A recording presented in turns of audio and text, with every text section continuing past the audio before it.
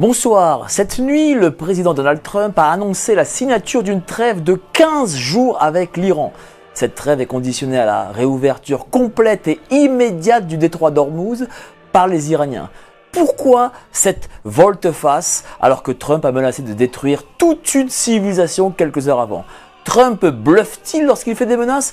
Quelle est la stratégie de Trump? À ces questions répondront Hubert Marty, Michel Fize, Laurence Vaky et Didier Maisto. Vous êtes sur Géopolitique Profonde, générique.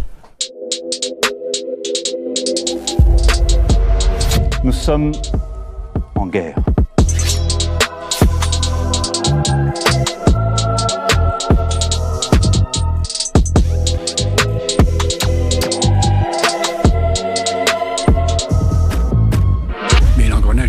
La guerre mondiale a commencé.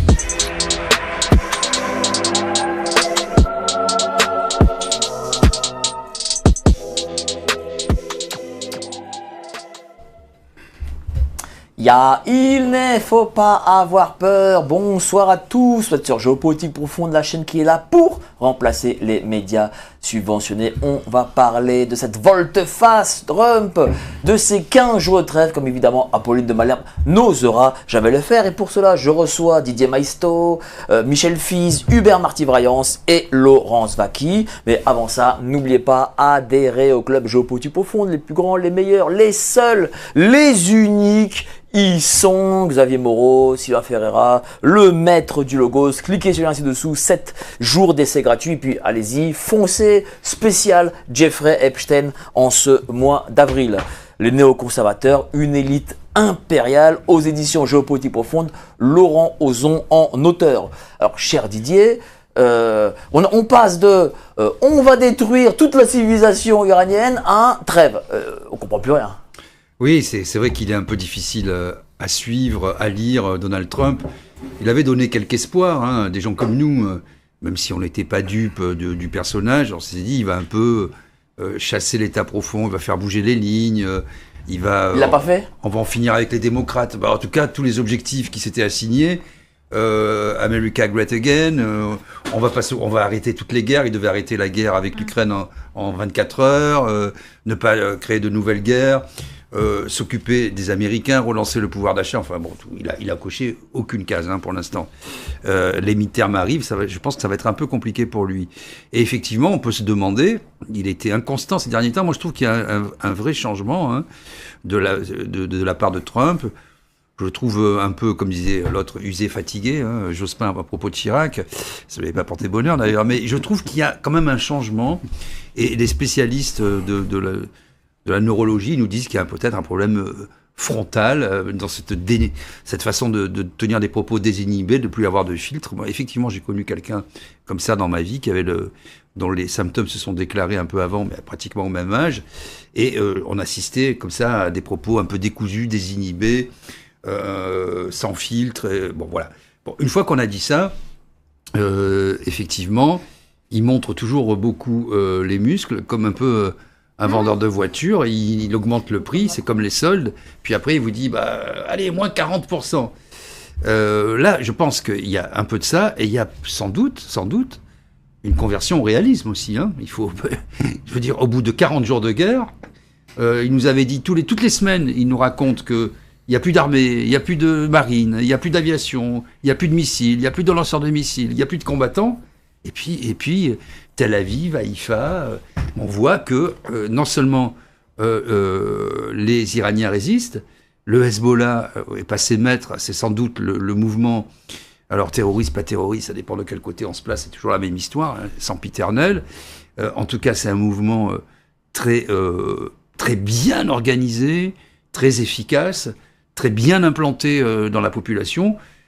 Je rappelle, je ne vais pas être trop long, mais que le Hezbollah fait partie des coalitions gouvernementales au Liban depuis 2005, ça fait plus de 20 ans quand même. Alors moi je veux bien que comme en Palestine, il y ait le Hamas et les Palestiniens, et au Liban, le Hezbollah et les Libanais, tout ça ne tient pas avec les gens sérieux 2 secondes, quoi. Bah oui, il y a des mouvements de défense qui sont aussi des proxys. Et le Liban est aujourd'hui complètement partagé.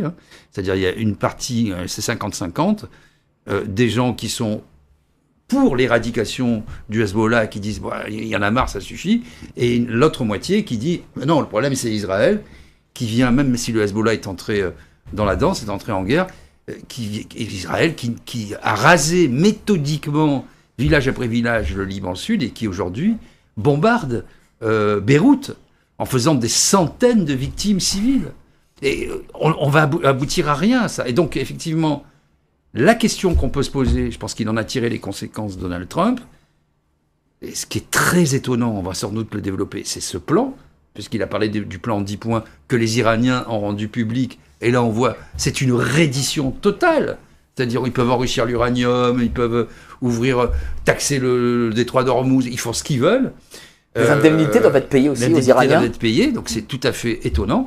Reste à savoir maintenant, on le développera sûrement, quelle est la marge de manœuvre de Netanyahou. Est-ce que Trump va l'arrêter ou est-ce qu'il va lui dire continue? Merci à toi, cher Didier. Michel, Didier a commencé par l'étape psychologique de Donald Trump. Vous avez étudié justement la psychologie de notre ami Macron en écrivant Le président anormal. Vous avez suivi du roi Branzing. Suivi du roi Branzing que l'on voit actuellement là. Qu'est-ce que vous en pensez, vous, justement, de cette étape psychologique de Trump qui passe d'une chose à une autre voilà, on va détruire une civilisation, puis il y a quasiment la reddition. Qu'est-ce que vous pensez de ce type de personnage? Finalement, c'est un personnage qui nous fait remonter quelque part, et j'en suis le premier surpris, une certaine cohérence d'Emmanuel Macron. Parce que j'ai envie de dire que Donald Trump, c'est pire qu'Emmanuel Macron sur le plan psychologique. Hein. Donc effectivement, quand je parle de Branzingerie, je veux dire que quelque part, c'est l'appellation de à moitié fou.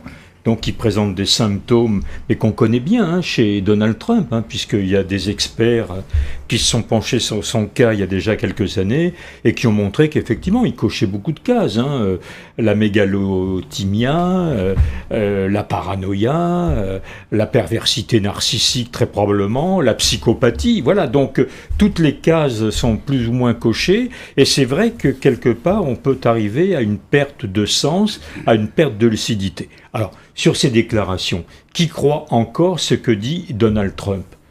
Personne. C'est quand même le président de la première puissance mondiale, c'est quand même pas rien. Je veux oui, dire, voilà. Mais je pense qu'il faut faire attention avec les mots. Quand il disait ce soir, une civilisation n'existera plus. D'abord, on ne peut pas parler de civilisation. Je pense qu'on peut parler de société. Hein, c'est comme si on voulait dire, il y a une civilisation perse. Non, il y a eu une civilisation perse, comme il y a eu une civilisation romaine. Mais comme disait Paul Valéry, les civilisations sont mortelles, donc la civilisation perse, elle est morte comme les autres. Voilà. Mais il reste une société iranienne, avec des capacités évidemment étonnantes chez un peuple qui est 2 fois millénaire hein, maintenant. Voilà. Alors, pour le reste, et je rejoins un petit peu ce que disait Didier, la question c'est victoire ou capitulation des États-Unis. Bon, évidemment, Donald Trump qui fait son narratif, comme on dit, crie à la victoire, mais en réalité, je pense que là, c'est une capitulation en race campagne. Pourquoi? D'abord parce que fin mars, Donald Trump avait présenté un plan américain en 15 points, qui a été rejeté, extrêmement ambitieux, et le plan que l'on va commencer à discuter vendredi, c'est le plan iranien. C'est le plan iranien via, évidemment, l'intermédiaire du Pakistan, avec évidemment toutes sortes de mesures, hein, notamment... Alors on peut les montrer. Allez-y, vous pouvez les lire, mais on va les montrer aussi. Voilà, alors bon, j'avais noté les 10 points, levée de toutes les sanctions imposées par les États-Unis et l'ONU, c'est-à-dire non seulement celles qui sont là, mais c'est toutes celles qui existaient auparavant. Bon, maintien du contrôle iranien sur le détroit d'Ormuz. Bon, retrait complet des forces militaires américaines au Moyen-Orient. Fin des attaques contre l'Iran et ses alliés. Avec arrêt des frappes d'Israël sur le Liban, hein, parce que contrairement à ce qu'a dit, c'est quand même bien inscrit dans le plan hein, que le Liban est concerné par le soi-disant cessez-le-feu, libération des avoirs iraniens gelés à l'étranger, hein, bon, parler un peu d'argent, C'est pas évidemment insignifiant pour l'Iran. Compensation ou reconstruction pour les dommages causés par la guerre. Mais là pour le coup, c'est compensation. C'est un pays vaincu qui doit financer normalement un pays vainqueur. Je veux dire, les Allemands en 1918 n'ont pas reçu de l'argent de la France pour construire le pays. Oui, mais sauf qu'en 1945, on savait qui était vainqueur et qui était vaincu. Il y avait une binarité qui fonctionnait parfaitement bien. Là, on ne sait plus qui a gagné, qui a perdu. Même le mot de cessez-le-feu, où il est le cessez-le-feu? Il est déjà violé. Il est violé de tous les côtés. L'Iran tire sur le Koweït, notamment. Israël continue de tirer sur le Liban avec les catastrophes que l'on a signalées tout à l'heure. Donc, je crois que j'avais noté ça en arrivant. C'est une pause respirative. Voilà, une pause respirative, mais qui est déjà extrêmement fragile. Il y a déjà, quelque part, des signes qui montrent que finalement, qu'est-ce qu'on est en train de faire? Eh bien, on s'accorde une pause, le temps de reconstituer ses armements, de part et d'autre. Merci beaucoup, Jean-Michel. Hubert, dites-moi, certains disent que, en fait, derrière une stratégie, etc., vous êtes un ancien des RG, vous étiez commissaire des RG. Est-ce qu'un chef d'État, comme ça, peut avoir peut-être une autre stratégie que celle que nous, comme un des mortels, on va dire, nous puissions voir? Est-ce que derrière, il y a peut-être une sorte de billard, je sais pas moi, 3, 4, 10 bandes Alors, je dirais que la période est éminemment intéressante parce qu'on assiste à quelque chose qu'on n'avait quasiment jamais vu. Alors, est-ce que Trump est tombé dans la folie, dans la paranoïa, dans une espèce de démence présidentielle qui atteint certains chefs d'État, mais on pense à Hitler, après Stalingrad, les folies d'Hitler qui disait n'importe quoi, il avait gagné, etc. Ou alors est-ce que c'est un génie suprême qui joue un billard à 5, 6, 7, 8 bandes et qu'on n'arrive pas à comprendre? Alors, d'abord, il peut pas dire qu'il est vainqueur, sinon c'est vraiment une victoire à la Pyrrhus. Il a rien gagné du tout. Et c'est les Iraniens qui ont dicté leur point. Donc c'est de toute évidence pour les États-Unis un échec majeur.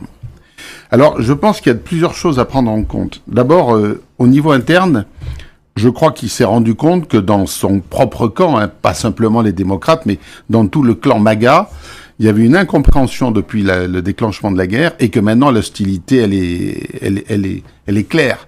Maintenant, le recours au 25e amendement, même dans ces grands, Candace Owens et bien d'autres demandent à ce qu'on fasse jouer le 25e amendement. Donc, il se rend compte que lui, sur le plan interne, il est allé beaucoup trop loin.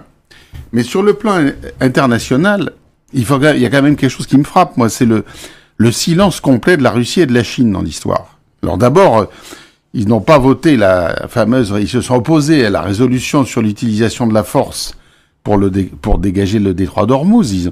La France s'est joint aussi à eux en disant on peut pas amener la chasse ou les bâtiments de guerre pour essayer de libérer le détroit d'Ormuz parce que le remède serait peut-être pire que le mal. Mais je vois dans cette histoire le retour en fait de Trump, le jacksonien, parce que Trump c'est un homme qui veut faire du business, il veut faire des affaires, il veut rétablir le commerce international qu'il a bloqué. Il s'y attendait sans doute pas d'avoir bloqué ce commerce international. Donc, dès l'annonce, qu'est-ce qu'on voit dès l'annonce de ce cessez-le-feu de 15 jours? On voit tout de suite le baril de pétrole qui redescend, les bourses qui remontent, et puis certains qui vont sans doute faire de très bons délits d'initiés. Il y a sans doute quelques milliards de dollars qui vont se trimballer de poche en poche que nous on verra pas. Ça se passera toujours en souterrain, Et là, quelque part, il peut dire, vous voyez, j'ai jeté très très très loin le bouchon. J'ai même failli déclencher l'apocalypse en disant que j'allais vitrifier l'Iran, et puis rien du tout. Vous allez pouvoir continuer à faire du business sous mon augure. Donc, je me demande qui le conseille. Est-ce que ce sont vraiment des gens qui ont perdu toute raison, ou est-ce que c'est des gens très très malins en disant, voilà, maintenant, on va libérer les choses, etc. Alors d'abord, au niveau stratégique, c'est clair qu'au Moyen-Orient, je crois que les Américains, ils ont très largement perdu, puisque toutes les monarchies du Golfe ne peuvent plus maintenant à commencer par l'Arabie Saoudite, qui comptait énormément sur le bouclier américain pour continuer à prospérer. Ils ont vu que ce bouclier ne marche pas et qu'il faut faire un repli stratégique dardard. Alors est-ce que maintenant, qu'est-ce qu'ils veulent dire pendant ces 15 jours de cessez-le-feu? un cessez-le-feu qui est précaire, puisqu'on voit bien que Israël ne se sent pas concerné par le cessez-le-feu, et que même les Iraniens ont encore tiré quelques fusées sur le Koweït pour montrer qu'ils avaient encore des capacités de riposte. Donc, il faut pas non plus avoir une vigilance endormie. On n'est pas à l'abri d'un nouveau revirement, d'un réveil un matin. Il va dire, bah oui, je relance encore 200 avions pour bombarder l'Iran. On sait pas. Et je crois que quand même derrière, je dis, entre Poutine et Xi, je pense quand même qu'il y a des coups de fil dont on n'a pas la teneur, mais qui doivent être passés régulièrement à la Maison-Blanche. Cher Laurence, pour toi, c'est une défaite ou c'est une stratégie? Comment tu vois ça? Tout ça, ça semble complètement... On a l'impression d'être dans un jeu vidéo. Ça rappelle les premières guerres du Golfe, où on avait ces images en vert.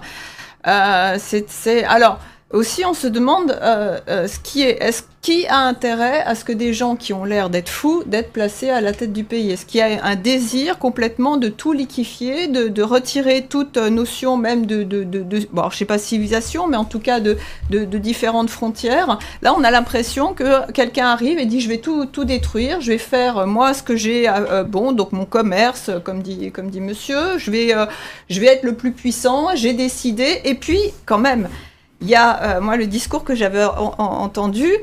Ça m'a glacé quand j'ai entendu Trump dire oui, je vais tout casser, tout détruire, tout et puis se dire il se donne le permis de tout faire. Ça rappelle un peu les Indiens, comment on a détruit quand les États-Unis sont avant que les États-Unis soient créés.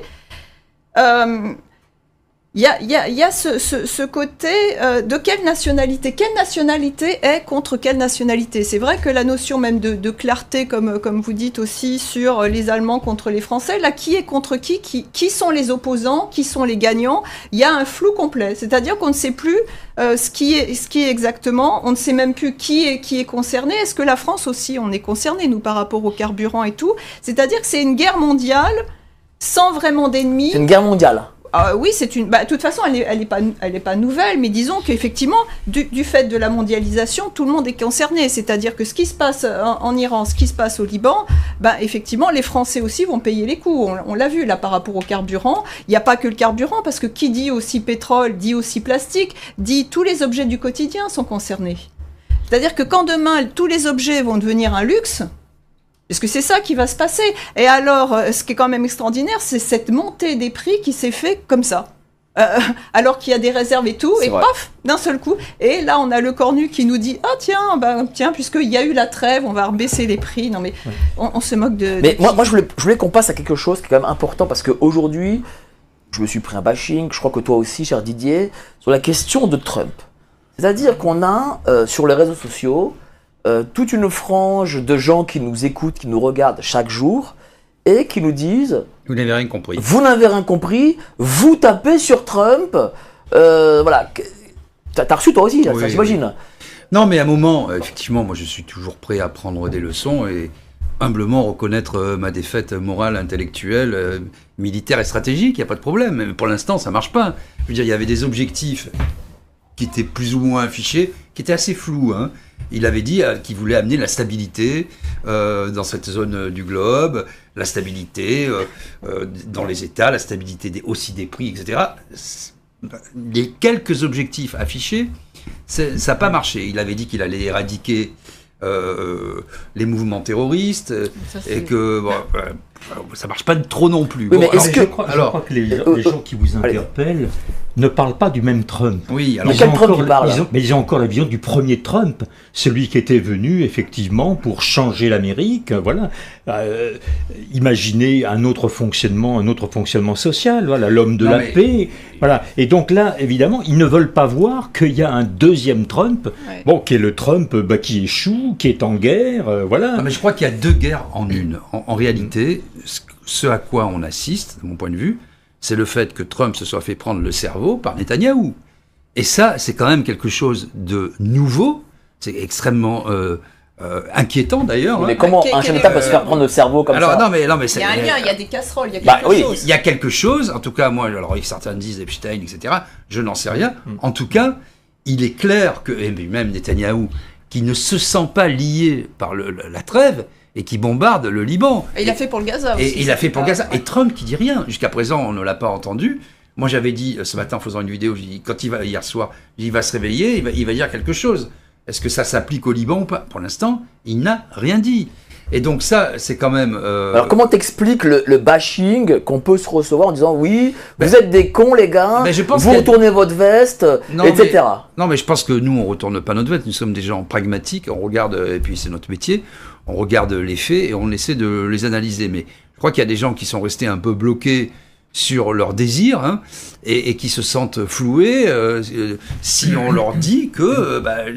en fait, c'est plus le premier Trump, etc. Donc c'est le propre du militantisme. Hein. Il y a une zone aveugle, on reste aveugle, on reste sourd, et on dit, quand on n'arrive pas à expliquer, il est trop intelligent pour vous. Tu peux pas comprendre. C'est l'argument des crétins un peu. Hein. Tu peux pas comprendre. Il est plus intelligent que toi. Bon, très bien. Moi, j'essaie de tout comprendre quand on me l'explique. Quand on me dit juste que je suis trop con pour pas comprendre, effectivement, j'ai pas trop envie de lier la conversation. Je crois qu'il y a toujours ce même déni que j'ai souvent signalé ici, le déni de la psychologie des chefs d'État qui nous gouvernent. On ne veut absolument pas voir la nature des perturbations psychologiques. Mais est-ce qu'un chef d'État peut être fou? Bien sûr, oui. À l'heure actuelle, en tout cas au XXIe siècle. Est-ce qu'il peut être fou? Hubert citait évidemment Hitler. Hein. Bon, Staline n'était sans doute pas très loin de lui. Bon, effectivement, le pouvoir, la puissance entraîne évidemment la folie. Je rappelle que génie et folie, hein, parce qu'on peut être génial et fou également. Alors, on peut étendre la question. Excuse-moi, je te coupe, mais à l'Union européenne et à la Commission. Ah bah oui. Oui. Parce qu'à un moment, quelque part, vous avez des gens comme Ursula von der Leyen qui disent « Ah ben c'est TikTok !» Et comment il s'appelle, Călin Georgescu en Roumanie, il y a eu des algorithmes qui l'ont favorisé, etc. Donc tout le monde part dans ce délire. Et tout le monde dit « Ah ben oui, il y a eu des algorithmes. » Il n'y a même pas besoin de le prouver avec le DSA. Donc c'est aussi une forme de folie. C'est-à-dire il y a des idées fixes, des obsessions, parce que c'est aussi... comme ça qu'ils se financent, c'est parce qu'ils en vivent, c'est ça, la corruption. etc. La corruption intellectuelle, morale et la corruption tout court. Hein. Donc ça explique aussi beaucoup de choses. Donc on va défendre une idée ou des situations dont on sait qu'elles sont fausses, complètement fausses, non vérifiées par les faits, mais c'est rassurant. Alors c'est rassurant pour les militants parce qu'on n'accepte pas de se tromper, et c'est le phénomène du militantisme qui s'apparente à une forme de folie. Et c'est aussi les espèces sonnantes et trébuchantes pour les gens qui font la promotion de ces... Ça peut s'apparenter à une secte parfois. Cher Laurent, toi qui es philosophe, on a des militants en France qui, quelle que soit l'action de M. Trump, soutiendront. C'est une forme de religion, et puis se tromper, c'est très très difficile, puisqu'il y a une mission de vie qui est mise derrière. Et puis Trump, au départ, en tout cas, on avait quand même Biden, c'était suite à Biden, donc on se dit, oh là là, quel soulagement, on va retrouver un petit peu un équilibre, une conscience de par rapport à quelqu'un qui quand même marchait à côté de c'est moins compliqué. J'ai encore un commentaire qui me dit... Tout est calculé chez Trump. Est-ce que tout est calculé ou... En tout cas, je ne sais pas si tout est calculé, mais il y a quand même... Là, il est arrivé à des expressions quasi hystériques. Alors, qu'est-ce qu'il va faire la prochaine fois pour faire peur ou pas? C'est-à-dire qu'il est au bout, là. Analysons. On va reprendre les 10 points. Il faut être pragmatique. Est-ce qu'il a... libérer le détroit d'Ormuz, il était ouvert avant la guerre. Bon, est-ce que le détroit d'Ormuz a changé demain? Est-ce que ce sont les Américains qui peuvent le piloter désormais? Non. Est-ce qu'il a éradiqué le Hezbollah et les gardiens de la révolution? Non. Est-ce qu'il a mis à bas et il a fini voilà, non. Est-ce que l'invisibilité, en plus, c'est quoi le point? En plus, il n'a réussi qu'une chose, c'est la destruction largement de la marine iranienne. Voilà. Ça, c'est un exemple. Qu'est-ce que t'en penses, Hubert? Est-ce qu'un chef d'État, de cette puissance-là, peut être fou? Oui, hélas, parce que... Toi, t'as connu Mitterrand, Chirac, Oui, mais ils n'étaient pas fous du tout. Ça n'a rien à voir. Ils n'avaient rien à voir. On était avec des chefs d'État qui avait un autre substrat, qui avait une autre classe, qui avait un autre parcours, qui avait une autre culture. Moi, je pense aussi à une chose, une des victimes aussi importantes dont on parle jamais, c'est le peuple iranien, je pense. Parce que ce peuple iranien, qu'on soumet depuis un mois et quelques à des bombardements massifs. Alors, il n'y a pas que la marine, hein, parce qu'on regarde, il y a aussi des ponts qui sont détruits. Il y a eu la fameuse école avec les 180 gamines qui ont été tuées au premier jour de l'offensive. C'est quand même un peuple qui souffre beaucoup. Quand il y a 3 morts en Israël, ça nous fait toutes les journaux télévisés, mais là-bas ils ont quelques centaines de morts, on voit pas beaucoup de reportages. Les Libanais, la même chose. Les Libanais, c'est la même chose. Alors je pense que eux, quand même, ils ont envie de vivre dans un autre régime que les mollahs. Je pense qu'ils veulent enfin quand même un peu de liberté. Il y a une jeunesse iranienne qui veut vivre un peu à l'occidental. Et là, au contraire, on a l'impression que Trump et son administration, ils ont cédé devant Alors les successeurs des mollahs, c'est qui ? Parce que dans cette histoire, ils ont commencé la guerre à l'envers. Les Pakistanais leur ont dit apparemment il y a 2-3 semaines, arrêtez de tuer les têtes parce qu'après vous ne savez plus avec qui vous allez discuter. Évidemment, comme ils n'ont plus d'interlocuteur valable, ils ont été obligés de discuter avec 2, 3, 4e couteau, sans doute aussi le président de la République, qui est d'origine arménienne, le président iranien dont on parle très peu, mais qui sans doute a eu son mot à dire dans les points en question. Donc ce peuple iranien, moi je pense qu'il est dans l'attentisme. Ouais. D'abord, il ne veut plus qu'il y ait de bombes, c'est un répit pour lui. Hein, la chose la plus étrange, on a un peu l'habitude quand même de ces choses-là, c'est comment Trump, il est quand même bien conseillé, c'est la première puissance du monde, etc. Comment a-t-il pu... Alors il y a une erreur d'abord sur la géographie de l'Iran, hein, quand on connaît un peu l'Iran, les montagnes, etc. Voilà. 47 ans sous sanction, tout le monde savait qu'il y a des bases souterraines, etc. Que voilà, la structure même du pouvoir, ils sont allés tuer les gens qui sont comme le pape en fait, hein, qui sont des représentants spirituels et non pas des chefs militaires. Mais c'est une profonde méconnaissance. On coupe pas les têtes de deux choses. Je pense que ça veut dire apparemment que Trump et ses amis veulent recommencer à faire du commerce et des affaires avec ce pays qui est quand même, c'est pas un petit pays, c'est pas une grande puissance, mais c'est une puissance montante et importante au sein des BRICS. Donc c'est un geste aussi fait en direction des BRICS. Et d'autre part, au niveau intérieur, niveau américain, moi je pense que Trump va dire, j'arrête les aventures à l'extérieur, on va se recentrer sur les problèmes intérieurs, et là peut-être qu'on va redonner la priorité au dossier Epstein, dont on n'a pas exploré toutes les pages. Donc c'est un retour sur la scène intérieure américaine. Oui, et ce que disait aussi, Laurent, c'est que sur le côté multipolaire, en fait, hein, tout est, c'est toi qui le disais, Mike, on est sur le mondial. Voilà, tout est imbriqué, et donc c'est l'irruption finalement de ce monde multipolaire tel qu'il est aujourd'hui. Le mythe de l'invincibilité de l'armée américaine, il en a pris un sacré coup, parce que quand tu vois qu'il y a des missiles avec des détections à infrarouge, alors que c'est soi-disant détectable, qui vont poursuivre, je crois que c'est un F-15, et qui abattent un F-15, je ne sais pas comment ils vont vendre des F-15 à l'avenir et à qui. Oui. Et puis, dernière chose, le dôme de fer israélien aussi, c'est la passoire de fer. Tel Aviv, etc., c'est un peu compliqué. Cher Michel, vous voulez rebondir? Oui, d'abord, Donald Trump a sans doute des conseillers, mais il n'écoute personne. Je rappelle, pour avoir vécu cette petite expérience, le rôle du conseiller, c'est de donner des idées. Ça, vous étiez conseiller de Marie-Georges. Oui, sachant qu'elles ne vont jamais être suivies. Ah, voilà. Elle vous écoutait pas? Bien sûr que non. Oh, bien sûr que non. Bien sûr que non. Bon, je connais pas. Mal fini. Hein. Je connais pas. Oui. Je dirais pas paix à son âme. Non, elle est vivante. Ah non, Marie-Georges Buffet est vivante, hein. Ah oui, bien sûr. Oui. Ah vous n'avez pas à paix, vous avez paix à son âme. Oui. À son âme. Ça en est une autre, alors. D'accord. Donc, encore une fois, j'ai en tête ce que disait, je crois, la porte-parole récemment, donc très très proche de Donald Trump, qui dit, mais finalement, il y a que Donald Trump qui sait ce qu'il va dire et ce qu'il va faire. Il n'y a que lui qui sait. Voilà. Donc je pense le même en France, hein. Oui, mais c'est le même. Mais bien sûr. Alors, c'est une pathologie. Oui, alors il faut quand même redire 3 petites choses par rapport à ce que disait Laurence tout à l'heure sur la guerre mondiale. 50% de la planète aujourd'hui est en conflit. Donc on a au moins une semi-guerre mondiale. Ça, c'est un fait. Deuxième chose par rapport à ce que tu disais sur la Russie. La Russie a une préoccupation qui reste majeure, c'est l'Ukraine.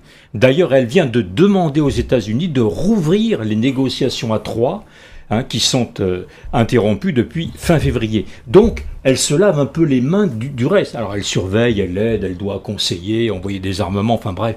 Moins elle parle, mieux elle se porte. Voilà. Mais encore une fois, dans l'affaire. Parce que bon, la Russie, elle est quand même enlisée dans ce conflit ukrainien, comme l'Amérique est enlisée dans le conflit iranien. Alors, je précise d'ailleurs pour mémoire que depuis 1945, les États-Unis ont remporté aucune guerre. Aucune. Voilà. Et celle de 1945 a été remportée grâce à l'Union soviétique aussi. Bon, oui, mais ça, ils ont oublié quand ils ont fait les commémorations, ils ont gentiment oublié. C'était deux partenaires majeurs, mais ça, c'est les faits historiques. Je voulais rebondir, Laurence. Ah non, là je sais plus. Sur justement, bon alors. Je voulais parler des BRICS aussi. Sur les BRICS. Sur les BRICS par rapport au dollar, ça c'est vrai qu'il y a cette idée-là qui met en danger les États-Unis. Donc tous ces pays-là dérangent justement le commerce de Trump c'est qu'une affaire commerciale. L'argent est toujours là, oui. Cher Hubert. Oui, le changement qu'on voit, il y a quelque chose qu'on vient d'oublier, on a tout oublié, c'est l'histoire du fameux pilote qui sont allés libérer. C'est pas bidon, ça, ce truc. Alors, dites-nous, voilà. Il a été alors, sauvé. ce qu'il faut voir, très intéressant. Voilà. Il y a 2 pilotes qui ont été sauvés. Un créateur d'embrouille va nous dire l'embrouille du pilote. Ce qu'il faut voir une chose aussi, c'est se remémorer l'incident de Tabas dont personne ne parle. Pourtant, c'est éminemment important. Qu'est-ce que c'est que le fiasco de Tabas? Il y a donc la prise d'otage des Américains à l'ambassade américaine qui sont emprisonnés à l'époque du Shah, renversement, arrivée de la République islamique en février 79. Il y en avait 52 à l'époque. Oui, voilà. Il y avait 52, le même nombre d'États américains en plus, etc. Et pour aller les libérer, eh bien, on est encore à la fin de la présidence Carter, et donc ils tentent une opération de sauvetage, comme ils ont fait là pour leurs pilotes, et ça se finit à un fiasco. L'équipe des Marines, des SEAL, là, sont pris dans une tempête de sable. Les hélicoptères échouent, ils sont pris dans un truc lamentable. Tout juste s'il n'y a pas failli y avoir encore 50 prisonniers de plus par rapport à ceux de l'ambassade.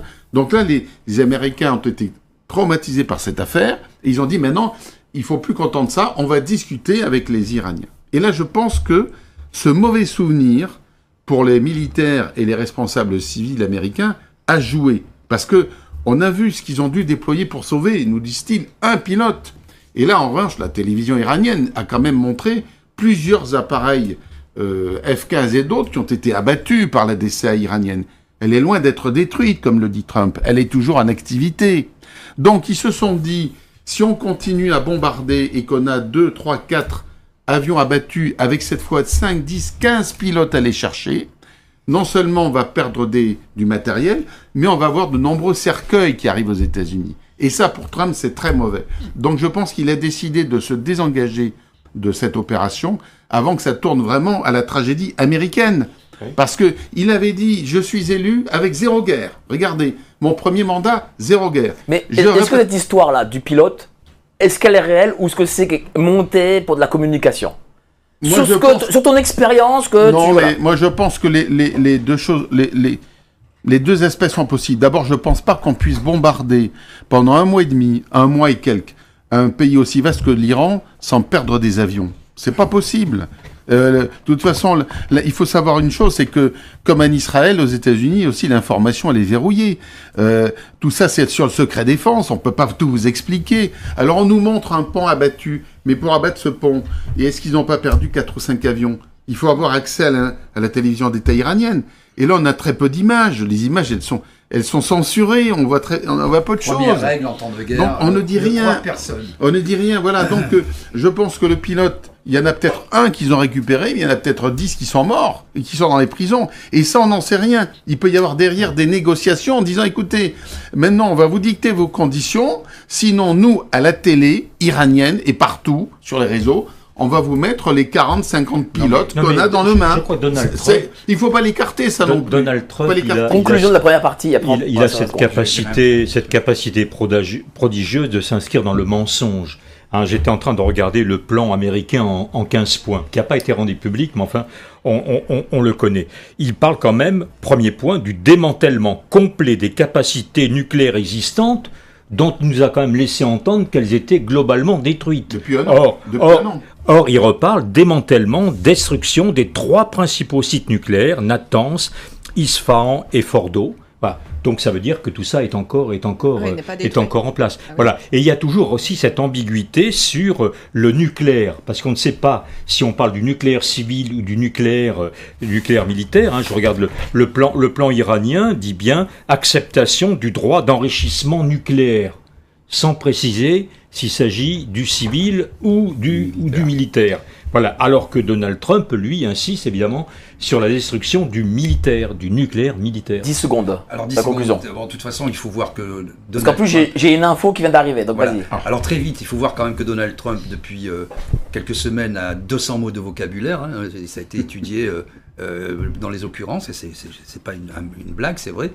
Et donc, quand on voit le genre de propos qu'il tient vis-à-vis de MBS, vis-à-vis de Cuba, etc., on peut comprendre qu'il y a une dichotomie entre lui, comment il se voit à la tête de l'État, et la réalité des forces en action, quoi. Et donc, moi, je pense que cette lecture de la psychologie un peu du type qui est dans la toute-puissance aide, sinon à comprendre, du moins à éclairer son comportement. Parce que quand on passe ça au tamis de la rationalité, rien n'est rationnel. Et il n'a atteint aucun objectif. Là, bon, je vais quand même continuer 2 minutes, parce que là, faut pas qu'on ait je veux dire, les arguments BFM, là. Là, on est un peu... Ah, vas-y, excusez-moi. Là, on commence un peu à dire oui, les fous, machin. Non, je dis pas moi, ça. ça me paraît... Non, mais attends. Il a 200 mots. Alors, attends. Ah, vas-y. On va y aller.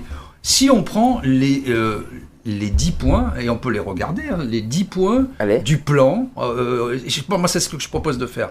On prend les 10 points du plan iranien, et on regarde qu'est-ce qu'il a... alors, premier point, engagement de non-agression, tu peux me les lire parce que je ne les vois pas. Oui, non-agression, c'est...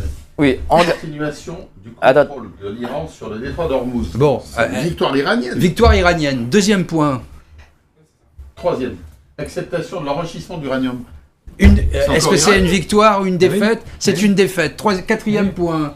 Lever de toutes les sanctions. Bah, je veux dire... Le pire, c'est les indemnités. Non, mais lever de toutes les sanctions, ça veut dire que l'Iran est beaucoup mieux traité et beaucoup plus avancé du point de vue de sa situation qu'avant le début de la guerre. C'est incompréhensible. C'est incompréhensible. Résiliation de toutes les résolutions des États-Unis. Enfin, donc il n'y a pas d'un petit trempisme comme voilà, parce qu'on parle aussi aux gens qui nous regardent et qui se disent voilà, nous on vient voir Didier Maisto, Hubert, Laurence et Michel en se disant voilà, on va pas avoir l'analyse d'Apolline ou de Darius Rochebin et en fin de compte on l'a un peu quand même. Non mais Mike, il faut regarder, il faut être pragmatique. Allez. On regarde les points, on les met en face et on dit est-ce qu'il a coché les cases?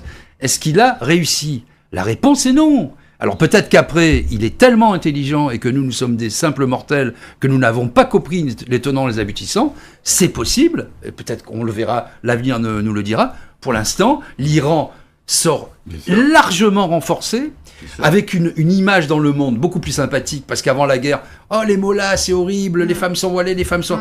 On les montre leurs cheveux, on les tue, maintenant il y a une sympathie énorme, tout le monde dit quel peuple quand même, ils sont résilients, et on leur enlève toutes les sanctions, et ils peuvent enrichir l'uranium, et ils gardent le détroit d'Ormuz, excuse-moi, moi je trouve ça... Merci cher Didier. Je trouve qu'il a perdu. Merci à vous, on passe à la seconde partie, les petites annonces.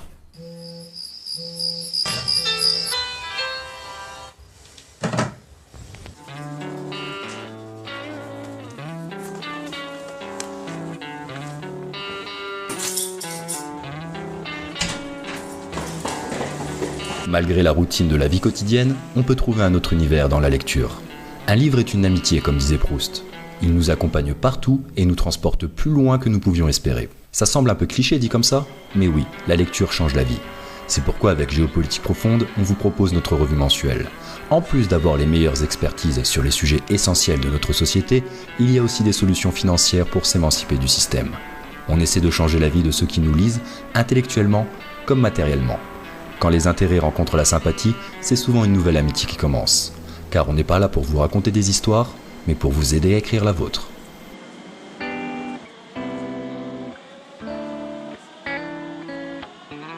Il a dû, oui, il a Merci à vous d'être si nombreux ce soir, 3400 personnes en direct. Merci beaucoup de votre confiance.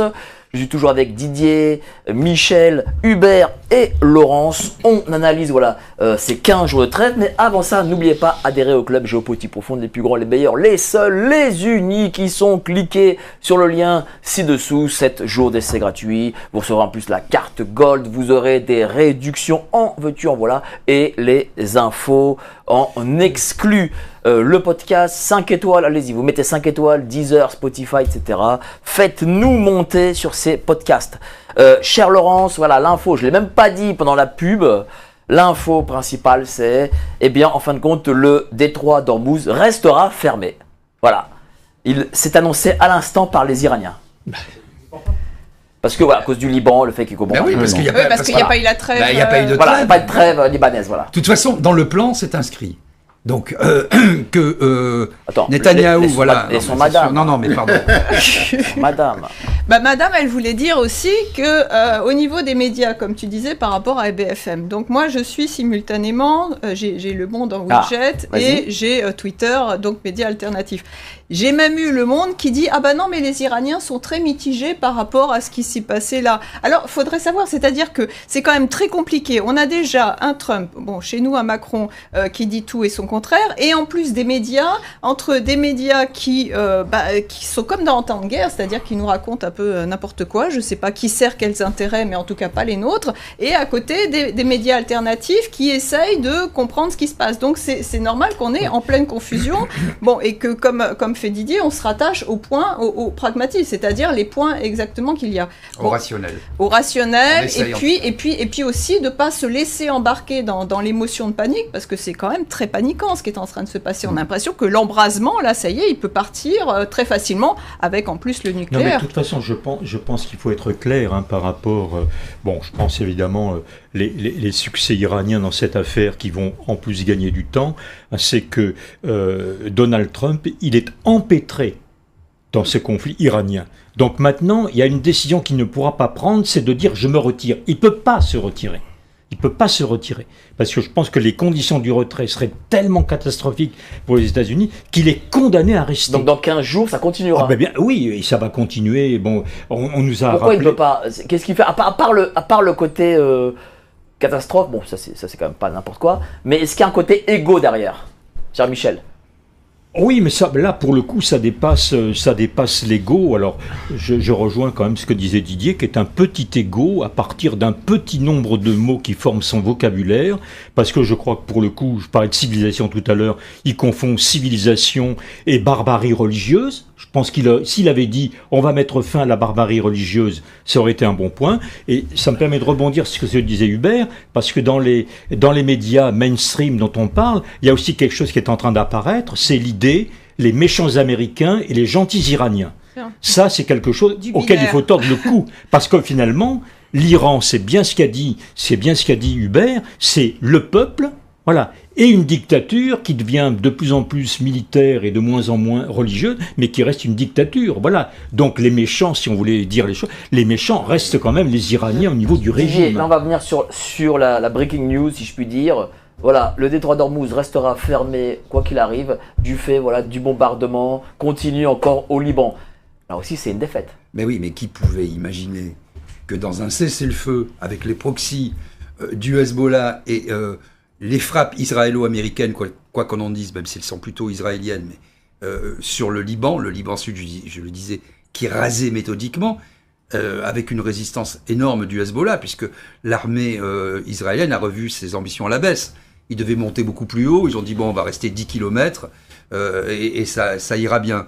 Donc on voit bien qu'ils sont empêtrés, qu'ils n'y arrivent pas, et que évidemment ce cessez-le-feu valait pour la globalité du conflit. Tu peux pas dire dans un cessez-le-feu ah ben non, il y a le cessez-le-feu à l'ouest et au nord-est, ça c'est exclu. Ça c'est évidemment Netanyahou qui est dans un jusqu'au-boutisme, dans une course folle, une fuite en avant, une démence. Alors là, il est dans un messianisme tout à fait, on l'a dit la dernière fois, mais je pense qu'il faut le reconnaître, tout à fait débridé. Quand on entend ses ministres, c'est encore pire.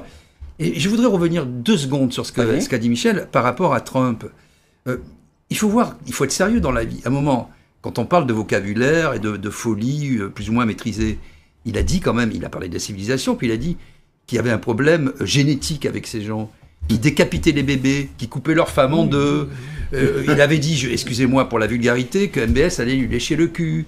Est-ce que c'est le vocabulaire d'un homme qui a toutes ses facultés et qui Les Américains ont toujours parlé un peu comme ça. Non mais George Bush Junior, par exemple. Qui a un vocabulaire un peu musclé en période militaire où on montre un peu les muscles, on dit je vais les écraser. Ça a toujours existé depuis Rome, c'est comme ça. Mais là, on est tout à fait dans un autre registre et on voit bien qu'il y a une dichotomie entre ce qu'il raconte. Il avait fait avec Zelensky aussi. Bon voilà.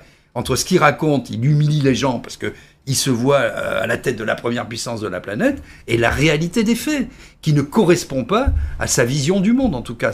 Il y a ce hiatus-là qu'on n'a pas résolu. Cher Hubert, le Liban, c'est quand même un pays proche de la France, une nation française déjà. Bien sûr. Moi je trouve dingue qu'il n'y ait pas de réaction, au moins diplomatique française, contre Israël.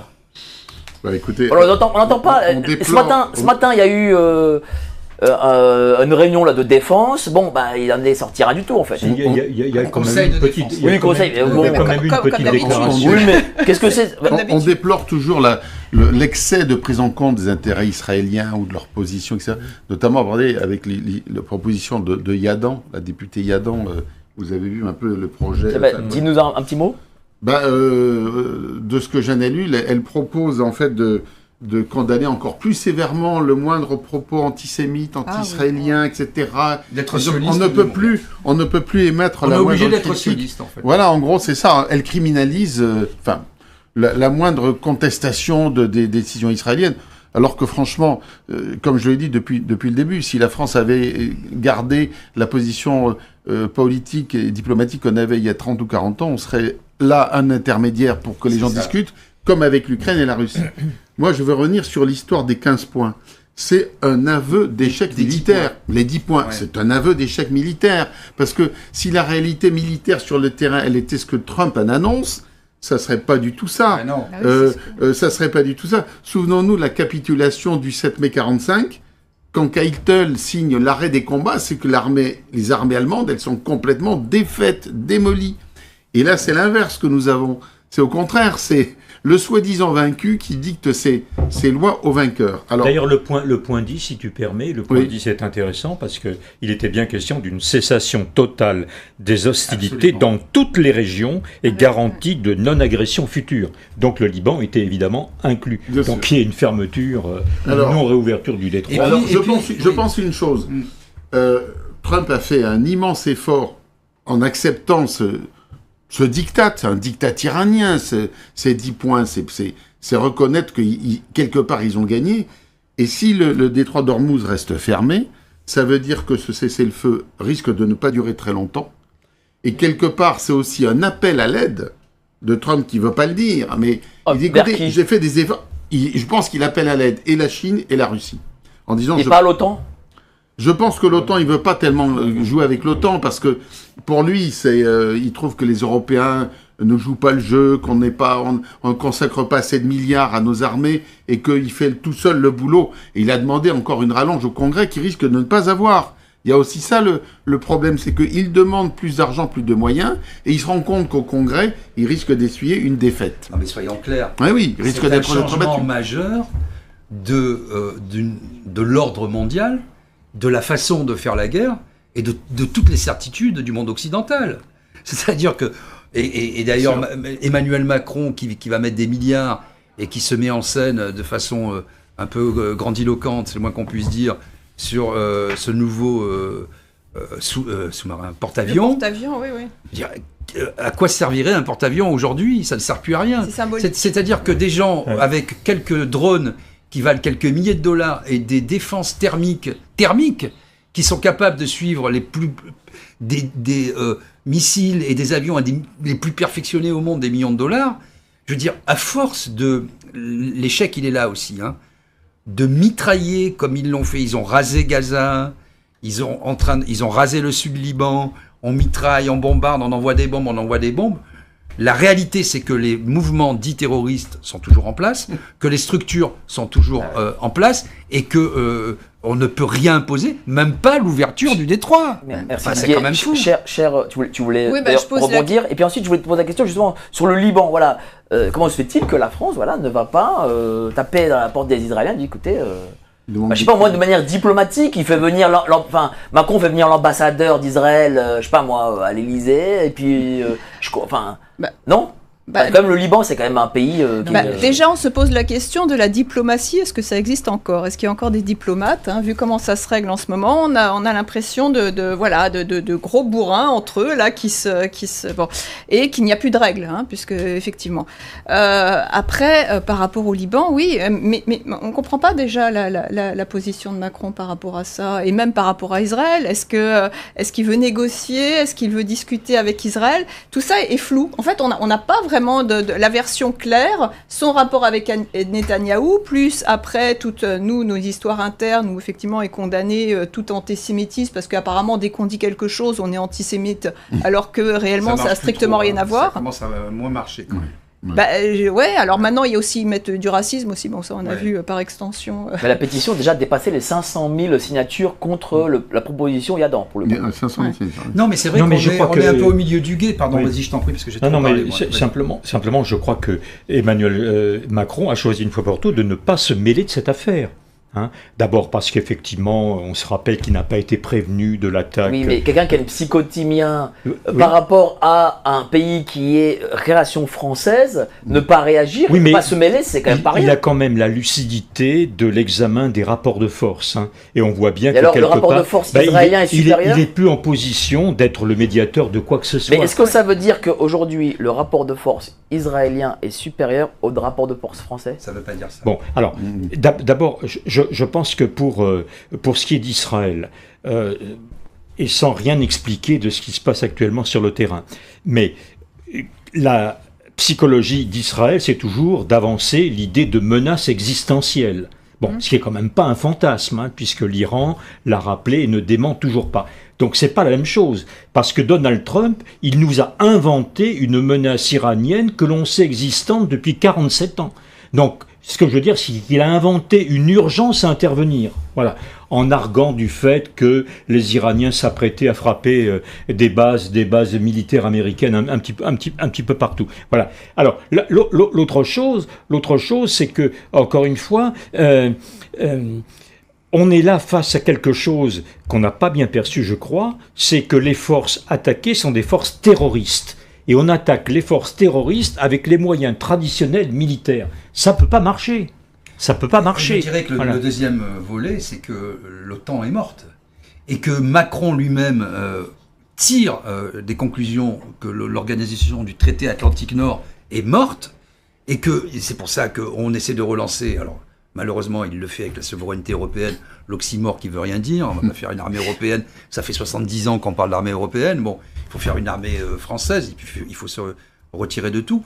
Mais donc, on prend quand même acte que l'OTAN n'existe plus, qu'on a un rôle spécifique à jouer au Liban et dans le monde arabe, qu'on ne sait pas trop où est la Turquie, qu'on ne sait pas trop si les Américains sont encore nos alliés et Israël sont encore nos alliés, et que le monde est en pleine recomposition, ce que je disais tout à l'heure, et que les alliances traditionnelles historiques, elles sont mortes de fait avec cette guerre. Merci à toi. Cher Hubert, dernière dépêche, guerre au Moyen-Orient, 254 morts et 1165 blessés au Liban.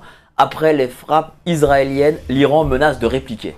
Là, écoutez, ça montre bien que ce cessez-le-feu risque d'être de très courte durée, et que la France, bon, on a eu quand même 83 morts, vous savez, le camp du Drakkar en 83, donc ça a quand même laissé des traces dans l'armée française, cette histoire. Donc on a beau être contre le Hezbollah et vouloir éradiquer les mouvements terroristes, on n'est pas prêt à aller sacrifier 500 soldats français au Liban. Et ça, Netanyahou le sait très bien. Mais bien sûr. Et c'est pour ça qu'il fait ça. Bien sûr. Par ailleurs, il faut voir une chose, c'est que l'armée israélienne arrive elle aussi au bout du rouleau. Hein. Vous l'avez dit il y a... Dans quel sens au bout du rouleau? C'est-à-dire que je vous avais rendu compte d'une conférence à laquelle j'avais assisté avec l'ancien ambassadeur de France en Israël, Danon, qui est un type très intelligent. Il expliquait que, vu les ressources humaines parce qu'Israël, c'est un tout petit pays, 9 millions d'habitants, 2 départements français, et une population dont on ne parle pas assez, mais qui, depuis le 7 octobre, a un solde négatif. Il y a plus de Juifs qui quittent Israël qui arrivent dedans. Ah bon? Bah oui, ça on n'en parle pas, mais il y a des images... Enfin, on parle beaucoup des Juifs qui quittent la France pour aller en Israël. Mais non, mais c'est faux, le moment est inverse. Moi j'ai vu des images de bagarres à l'aéroport Ben Gurion de Tel Aviv où les gens veulent partir parce que faut les comprendre. On leur dit vous arrivez sur la terre promise, mais non, ça fait quand même 3 ans qu'ils sont en guerre permanente et ils ont besoin de au moins 15 à 25 000 soldats nouveaux chez Tsahal parce que il y a des blessés, il y a des prisonniers, il y a des tués. Quand on est un petit pays, l'élément démographique humain il est très très important. Donc, ils vont être à court d'hommes, ils vont devoir engager des jeunes gens, des jeunes filles. Et quand vous voulez vivre de la façon de la standard occidental comme on vit en Europe, aux États-Unis, vous n'avez pas envie de vivre dans un pays où tous les soirs c'est la sirène et les bombes que vous ramassez, les drones qui claquent. C'est pas une vie ni pour les jeunes Iraniens ni pour les jeunes Israéliens. Oui, mais pourtant les Juifs en France parlent d'alliance, c'est-à-dire d'aller sur une terre promise, quitter la terre promise, ça me paraît bizarre. Je crois que c'est terminé ce truc-là. Je pense que c'est terminé parce qu'il n'y a pas du tuto de sécurité. On leur avait promis un pays qui soit sûr avec le bouclier, etc. Oui, mais quand tu vas dans un pays, c'est bien les avantages, c'est bien. Mais il y a aussi des inconvénients et il peut y avoir la guerre. Soyons clairs, la politique de Netanyahou, elle est complètement folle. Elle divise. On va s'étendre au niveau géographique, on va prendre Gaza, la Cisjordanie, le sud du Liban, mais plus il essaie de s'étendre, et plus la sécurité intérieure, elle est menacée. Il n'y en a plus de sécurité intérieure en Israël. Il y avait un double échec de Netanyahou avec ce cessez-le-feu. Enfin, il y en avait un qui était avéré, le cessez-le-feu, c'est un échec pour Netanyahou. Il se prend une gifle monumentale, parce que pour lui, c'est pas une bonne nouvelle. Mais la deuxième mauvaise nouvelle, c'était si Trump n'avait pas considéré que Israël put continuer cette guerre. Et il n'a rien dit. Et donc, en bombardant Beyrouth aujourd'hui, il savait que, de façon assez mécanique, il allait provoquer ça chez les Iraniens, que le détroit d'Ormuz serait fermé, parce que lui, ce qu'il veut, c'est continuer la guerre, continuer à enliser les États-Unis, parce qu'ils sont un peu au milieu du gué, et faire en sorte que plus il y a de monde qui fera la guerre, plus Israël sera soutenu, plus ils avanceront, plus dans leur tête, ils auront... Non, mais ça montre aussi... C'est ça qui est fou, quoi. Ça montre l'échec aussi. Oui, et dans la continuité de ce que tu dis, ça montre aussi que Donald Trump n'a pas une pleine maîtrise de Netanyahou, et c'est le moins que l'on puisse dire. Voilà, Netanyahou, c'est un solide dirigeant politique, comme peuvent l'être d'ailleurs les dirigeants. Bien sûr qu'il fait. Alors, simplement sur Donald Trump, je pense que par rapport à ce que tu disais sur évidemment la capitulation qui est inscrite dans ce plan à 10 points, je crois que Donald Trump n'est pas assez fou pour ne pas se rendre compte, effectivement, de la teneur du contenu. Donc, il ne peut pas accepter, dans sa psychologie, de perdre la main. Donc je peux vous faire peut-être un pronostic, il va réattaquer l'Iran, bien évidemment. Parce que d'abord, l'objectif principal, c'est la destruction de tout l'armement nucléaire et la récupération des 440 kilos d'uranium enrichi, qui est une obsession chez lui, quand même. Cher Laurence, qui tire les ficelles sur cette guerre? Netanyahou, Trump? En tout cas, est-ce que la population, elle, israélienne, suit Netanyahou? Parce qu'il y a aussi cette division qui fait que, d'un seul coup, est-ce qu'on va se battre dans un pays? Est-ce qu'on va être aussi fort, se sentir aussi dans puissance par rapport à quelqu'un qu'on ne peut plus suivre? Et c'est pareil aussi pour les États-Unis. Donc, qui dirige ça? Qui a intérêt? À qui profite le crime, à Israël. Donc il y a Israël, il y a tous les financiers, parce que les Américains n'ont aucun intérêt, à part peut-être l'armée, enfin je veux dire l'industrie d'armement, mais sinon le reste n'ont pas d'intérêt en Amérique, je pense. Oui, et puis il y a tout le système financier qui a peut-être beaucoup d'intérêt par rapport à ça. On parle beaucoup de guerre asymétrique, je reviens sur l'idée que j'ai exprimée tout à l'heure. La première asymétrie, à mon avis, c'est encore une fois entre un combat de nature terroriste qui obéit à des règles particulières très nouvelles, et on le sait depuis 40 ou 50 ans, voilà, et une réponse qui est une réponse militaire classique qui n'est pas adaptée, qui est totalement inappropriée. Donc effectivement, Israël pourra lancer des milliers et des milliers de bombes, il ne va pas éradiquer le Hezbollah, qui, encore une fois, fonctionne sur les bases terroristes classiques. Cher Didier, si, comme le dit Michel, Trump réattaque, est-ce que ça peut être beaucoup plus destructeur? C'est-à-dire qu'il attaquera avec d'armements supérieurs. Les physiciens ont une expression pour déterminer ce genre de situation. Ils disent c'est métastable. C'est-à-dire c'est des équilibres qui peuvent pencher d'un côté ou de l'autre et c'est très instable, etc. Et bien là, c'est tout le rôle et la mission que s'est assignée Netanyahou. C'est-à-dire faire en sorte qu'on est allé aussi loin que possible dans la situation. Je disais au milieu du gué, mais il faut dépasser le milieu du gué pour faire les 3/4 du chemin et rendre les choses irréversibles. Et évidemment que si demain les États-Unis réattaquent, c'est une façon, c'est très plausible, c'est très possible, sinon probable. Évidemment, ils pourront pas rester au milieu du gué. Il va falloir une destruction massive.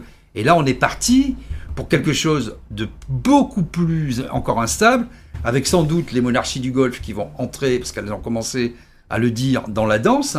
Et là, la Chine et la Russie, c'est encore une autre... Avec la Corée du Nord, oui. C'est encore une autre paire de manches. Avec une petite chose, je rajoute simplement que l'idée d'armement nucléaire américain a quand même été prononcée. Alors c'est vrai que ça a été démenti tout de suite, mais...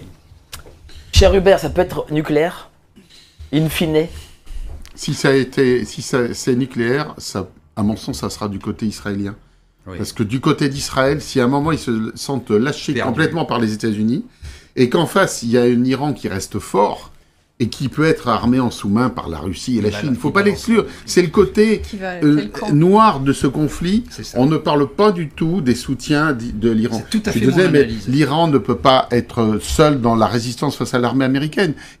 D'abord, on sait que les Russes leur donnent des renseignements électromagnétiques et ils ont une couverture satellitaire très importante. Donc, même si les bases, les aérodromes de l'Iran sont détruits, ils ont quand même le renseignement qui leur provient de la Russie, qui est juste derrière. Et la Russie veut que l'Iran reste hors de la zone d'influence américaine. Est-ce que je peux citer si on veut que les choses s'arrangent vraiment, dans ces zones, si l'on veut, il n'y a que deux choses à voir. Changement complet du pouvoir en Israël, et arrêtons d'avoir ces extrémistes de Netanyahou, et changement du pouvoir en Iran. Parce que ce qu'on voudrait aussi, c'est peut-être avoir des gens qui ne soient plus des fanatiques, qui raisonnent en protégeant leur population, et pas dans le jeu qui reboutit. Michel fait son rajout. Un petit rajout, parce que dans le plan américain, Israël n'était pas oublié au point numéro 2, engagement irréversible qu'Israël ne poursuivra jamais l'acquisition d'armes nucléaires.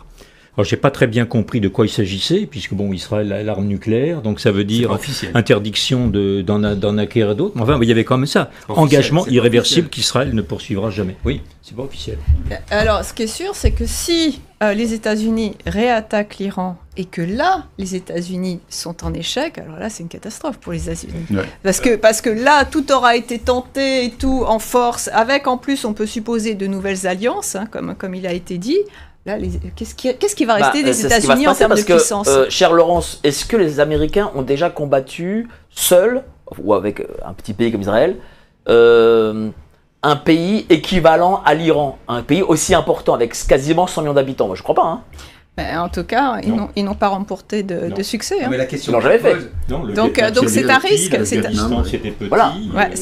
Là, on est sur un ennemi. C'est un peu comme un champion du monde de boxe, Tony Yuka, qui combattait des vigiles de supermarché.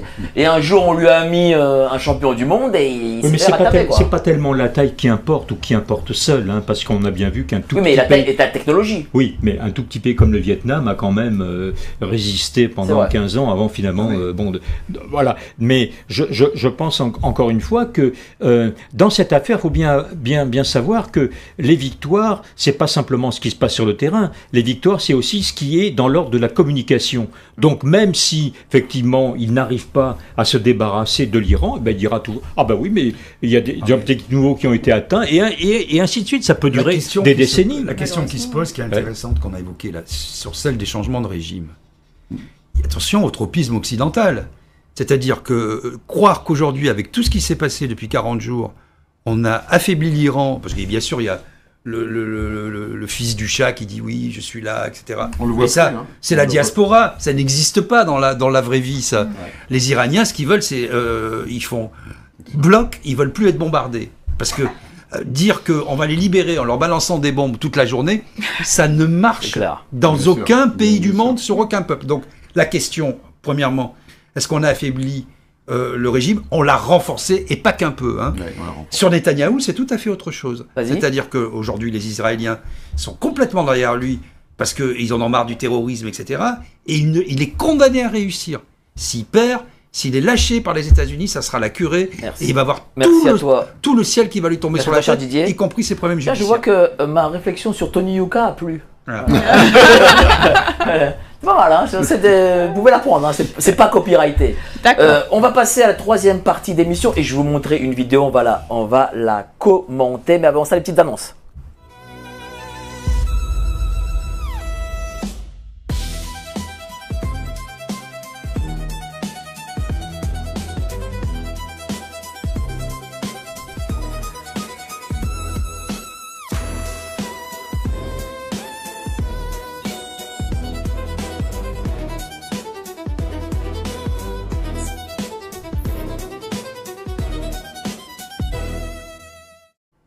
Merci à vous d'être si nombreux encore ce soir, d'être 4600 en direct. Merci de votre confiance. On va continuer à parler avec Didier, Michel, Hubert et Laurence. Mais avant ça, n'oubliez pas d'adhérer au club géopolitique profonde. Voilà, spécial Epstein. Vous cliquez sur le lien ci-dessous. Vous aurez 7 jours d'essai gratuit et la carte Gold qui va avec. Puis n'oubliez pas, générique, la boutique est ouverte. Je vais vous montrer une petite vidéo, un extrait de vidéo que vous pourrez voir dans son entièreté sur GPTV Investigation. C'est la façon dont les gens se sentent informés sur cette guerre en Iran. Vous allez voir, c'est quand même édifiant. Est-ce que pour savoir ce qui se passe en Iran, vous vous informez dans les grands médias type BFM? Oui, enfin, je lis le journal ou regarde la télé de temps en temps. Mais Dites-nous les chaînes, un peu les chaînes et la presse que vous lisez. moi, je suis un maniaque de la 2, point. Les radios que j'écoute France Inter, France Info. Je pense qu'on est bien informé. Et vous avez confiance dans ce qui se dit? Non, pas en tout, évidemment. C'est comme Mais un vous avez peu. confiance assez, quand même. Pour les regarder. Ben, il y a certaines choses, j'y crois. D'accord. Voilà. Parce qu'en plus, j'ai des connaissances iraniennes. Donc, quand on me dit qu'ils n'arrivent pas à joindre leur famille, je peux que constater que c'est en partie la réalité, ce qu'on nous annonce. Et vous regardez quoi du coup? Les TF1, France Télé? Oui, c'est ça. Et puis Arte, vous beaucoup Arte, oui. Beaucoup Arte, mais, ouais. oui, mais pour les Arte, vous vous informez bien, j'imagine, non? plutôt mieux. D'accord. Justement, c'est pour ça qu'on regarde davantage Arte que les autres chaînes. Et puis France Info, qui, mollet en manant, grosso modo, donne de l'information correcte. Et concernant la presse? Je lis plus beaucoup la presse. D'accord. Voilà, Donc c'est surtout la télévision, France Info, Arte. la radio, ouais. Et la radio, quelle radio? Ouais. France Info aussi, oui. France Inter, j'imagine. France Inter, France Info. La télévision française, c'est une des sources d'information, mais c'est pas la plus. C'est quoi votre autre source, du coup? Ah bah je lis beaucoup, D'accord. je lis énormément des dépêches venant de plusieurs horizons. J'essaye de comprendre. Et vous y arrivez? Non. Bon, vous avez pu voir cet extrait. Vous verrez Non. l'entièreté du reportage sur GPTV Investigation, donc allez-y. Cher Hubert, quand on entend ces gens-là, pas forcément tous parisiens, mais quelques-uns, mais qui nous disent que voilà, ils ont confiance dans Antenne 2, tout ça, qu'est-ce que tu en penses? qui devrait France 2 déjà. qui devrait un peu diversifier leurs sources d'information, de s'informer un peu plus sur les médias qui ne sont pas mainstream, qu'ils aillent voir un petit peu ce qui se raconte sur d'autres chaînes, d'autres médias. qu'ils écoutent aussi parfois des médias étrangers, par exemple des médias suisses ou belges, qui n'ont pas les emprises que nous avons, nous, parce que franchement, l'information en France, elle est verrouillée par 7 ou 8 oligarques. Tu sais que les gens se lâchent, parce que moi, je leur dis que je suis la télévision belge. En amont, je mens un peu, quoi. Faut dire la télévision suisse la prochaine fois. Moi, je dis belge, et je sais pas, ça marche. Et je sais pas, il y a une sympathie vis-à-vis des Belges, j'ai l'impression, donc ça fonctionne. Quand au début, je disais oui, c'est la télé française, ouais, vous êtes qui, qu'est-ce que vous voulez? Non, les informations. Mais la télé belge, ça marche. Les informations sont parcellaires, elles sont univoques. Qu'est-ce que t'en penses? C'est vrai qu'on est toujours sur le même problème. Les gens qui croient savoir, parce que là encore, tu montres un extrait de gens qui écoutent quand même les médias. Parce que tu as des gens qui ne vont pas du tout écouter. Mais quand tu crois savoir, pourquoi tu irais voir ailleurs? Puisqu'on te donne un savoir qui, en plus, en réalité, tu as un copier-coller sur tous les mêmes médias. Donc ils se disent, s'ils disent tous la même chose, c'est que il doit y avoir de la vérité là-dessus. Effectivement, ça c'est le problème. Alors ça ne va pas s'arranger. Enfin, on va voir ce qui va se passer en septembre. Mais donc avec la carte d'identité et tout, qui va réduire la poursuite. Tu sais, c'est le fait qu'il faut montrer ta carte d'identité pour aller sur YouTube. Ah oui. Donc effectivement, ce sera effectif ça ou j'espère que non, mais tout le monde se prépare par rapport à ça, parce qu'effectivement, alors que tu sois un support ou que tu sois celui qui fait tes commentaires avec son pseudo et tout, il a peut-être pas envie de montrer sa carte d'identité. Donc évidemment, tu vas perdre énormément, les médias alternatifs vont perdre énormément d'auditeurs.